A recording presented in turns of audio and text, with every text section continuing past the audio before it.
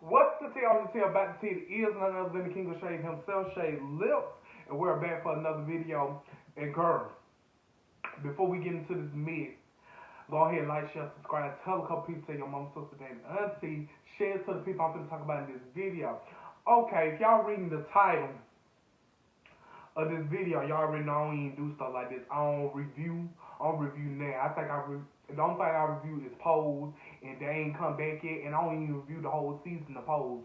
But anyways, but something was sitting on my spirit yesterday when this transpired. So if y'all reading the caption, this is a Real Housewives of Potomac video.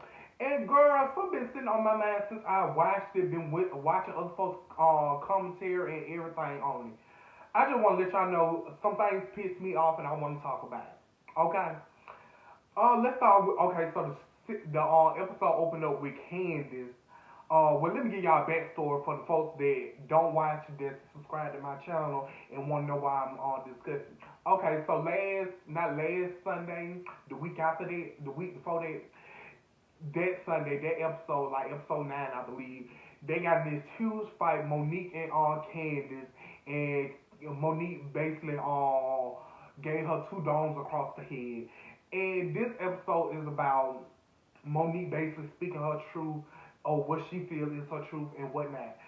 So, since y'all semi caught up, let's go ahead to it. So, this episode opened up with Candice look like she's setting the table and stuff and talking and basically reminiscing on how her Monique was friends, super close, they were like sisters and stuff like that. And how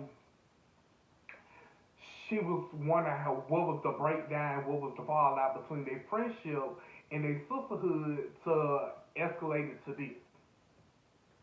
And she was like, she still traumatized from the ordeal and whatnot. And I'm like, girl, and how she was coming out, it was like, girl, have you ever been in a fight and stuff? But then again, I don't know how they were raised because everybody won't raised like me back to 24/7. I've seen a fight here, there, and a little bit of everywhere. But I was like, damn, Candace, you ever been in a fight, girl? Cause you acting like, bitch, you just seen your mama got shot in front of you, bitch. It's a fight. You ain't never got your hair pulled here and there. So from there, they skip over to Monique, and Monique was talking about how she stressed and stuff, and her husband was saying, yeah, maybe some of the stress had something to do with what transpired between you and Monique. I mean, you and Candace. And she was like, mm-hmm.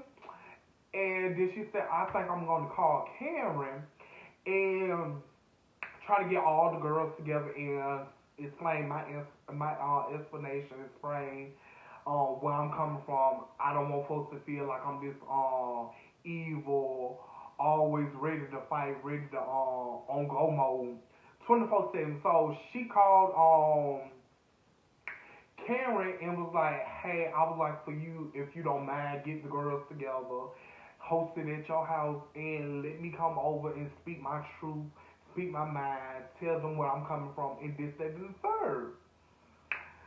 So Karen was like, yeah, you know, I am very neutral in this whole situation because I'm friends with you and Candice and blase, blase, and bloom. So, to make a long story short, so after that, to make a long story short, after the phone call with Monique and Karen, she called Candice and was like, I'm getting the girls together, and let's not forget that they just had a conversation on the phone, Monique and Karen, about how I don't think it's time for y'all two to get together and be in the same place. I think I need some space apart, and they were like, yeah, I agree, and boom, bam.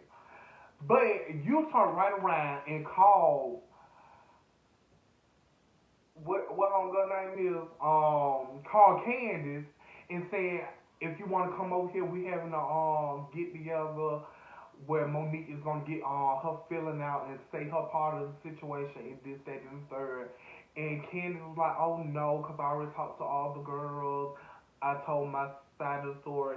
Everybody already see how she on how Monique is and showed her true colors and whatnot. And I'm surprised you're this gracious to her. And like, girl, what you expect? She her friend too. You think she was gonna sit there and be like, girl, she got busted in the head, so all this is on Candice's part. No, girl, everybody ain't on your side. Know why? Because bitch, you had some part to play in it. Anywho, so with that going on, so then they switch over to I think Ken's getting ready to go to the therapy, and then they switch over to Giselle. That helper, she pissed me off this episode. Her and that helper Robin and Wendy's too. I mean Wendy, whatever that whole name is. All them hoes pissed me off. But anyway, we gonna try to move this thing along. So from there, she was talking to Giselle was talking to her daughters, was saying how I think the daughter asked her, "Are you gonna forgive her?" Or something. She said if she seems generous, shit. I can't think of the word right now, bitch. My mind is right because I'm pissed. But she was like, if she seems genuine, boom, that's the word. I can't get it out. But she seems sincere, basically, about the apology and what happened, and she take her part, and then yeah, and boom. So after that, they all coming to Karen's house one at a time. I believe who was first?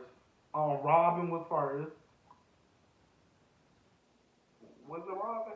I don't know and don't care. But anyways, the ladies started coming. Then Karen, not Cameron, then Giselle, old pigeon head ass, had the audacity to come with a damn security guard. Girl, if you know you ain't got no beef with Monique to that extent that you think you need a security guard to protect you from somebody, what it is, I feel like, because I didn't watch the show in a minute. I watched probably the first season, and I catch every episode every now and then of the rest of the season. I think it's been on for like 5 seasons now. So I catch every episode every here and there out of the 5 seasons. But this episode really did something to me, because baby, it pissed me all the way off. So, Giselle, if you know you ain't got that type of beef with Monique to the point that you think you need a security guard, why you wrong? Why you wrong? What you need to, since you wasting your money on security guard, you need to waste your money on real reasons, like go to couple therapy, go take your husband to like cheating anonymous class, all of it. Cause the fact that you feel the need that you should waste your money on a bodyguard when you know you ain't got that type of beef with her, you say in your confessions that if any of y'all hoes feel a problem, if you know you ain't got no beef with Monique like that or anybody else in that house like that, why the hell did you feel the need to get a bodyguard? Anyways, so they all coming and stuff. Then they started conversating about the situation and the ordeal before Monique get there. It was like they was talking about that is wrong, this, that, and the third. What else they said? They was like she's perpetuating the stereotype of the black woman. All we are is hostile, violent. We don't know how to speak intelligent with our words or this. Wendy, yeah, that whole said that, and all of that. The girl Ashley, she made a great point. She was like, "Do we have whole males in the same hierarchy in the same platform as we do women?" And they started going down on her. So no, we ain't talking about men right now. We talking about women. Oh no. We on a level playing field, because if it was a man, they'd be like, "Oh, they just doing what men do." If it was a lady or a woman, you'll be like, "Oh, that's racist, that's ghetto, and this and then third." And talking about she have an image to uphold and this. No, girl, that was see, cause I seen the fight. That was stop playing with me ass whooping. That one spur of the moment ass whooping. That one I'ma beat this whole ass just because ass whooping. No, that was bitch, you keep poking. And bitch, you poke, I'ma explode like a balloon hole. That what that was. And I'm not saying Monique is right. I'm not saying Candice is all right. I'm saying both of them had a part to play in it, and Candice ain't taking her part of it. Monique is, not all the way, I can admit that, but she is taking her part in it. My thing is, and then what else really around my spirit up was when Robin said she's a bad influence on her as a black woman and a bad influence to her daughter. Who, excuse me, pump your brakes. So you telling me that you ain't no bad influence on your daughter or children, whatever you, the son, daughter, whatever. Bitch, you sitting there on live TV for the last 4 seasons, letting your divorced husband talk to you any kind of way. I believe she spurged on money, making horrible business deals. The bitch let her ex-husband and did live in her house. What else? What else hold you? Bitch, she let her ex-husband live in her house, talk to her any kind of way, and she chasing behind a man that did not want her at all. And then Miss Girl, Giselle, while you over there agreeing with it, bitch, ain't your man the same one that cheat on you here, there, and a little bit of everywhere? Bitch, he got about 6, 7 children on you, and that's not even counting y'all kids together. And you got the audacity to be sitting there, girl, you sitting there teaching your daughters, your man can cheat on you and break your heart and keep coming back to you time and time again. And that's a good reason to go back. When you teach your man can do whatever he wants, and that's he's showing his love towards you. Girl, the fuck back. So when Monique finally get them, Monique started telling her side of the story and talking about how she blacked out and whatnot. And she started crying. Honestly, girl, if I was you, Monique, I wouldn't even been crying because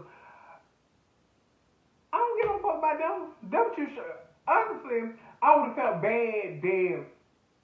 Not even harm's way, because I don't feel like you put them in harm's way.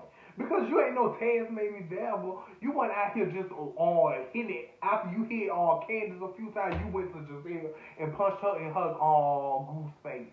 You didn't go to Robin and beat that Bob straight and even. No, you didn't do none of that. You hit the person you was pissed with, and that's it. So, honestly, I wouldn't have been sitting there crying and apologizing to them all. But since you did, we're going to talk about it. And so you was telling your side of the story and talking about how they threw a cup of wine at you, and then Robin said, "Girl, you almost got me," but she didn't throw no wine at you. She had red wine. You had red wine on your face. That happened when when everything was flying off the table, and it just so happened to get dashed into your face. The girl ain't throw it at you. And I don't know, I believe she didn't get, excuse me, I don't believe Candice hit her with it. I believe it just happened the way Robin said, while everything was going down and she was getting her head banged against tables, stuff started flying up and you got drinks through at you. Probably by yourself. Anyway, so, my thing is, girl, honestly, Robin and Giselle really had their mind made up before they got there.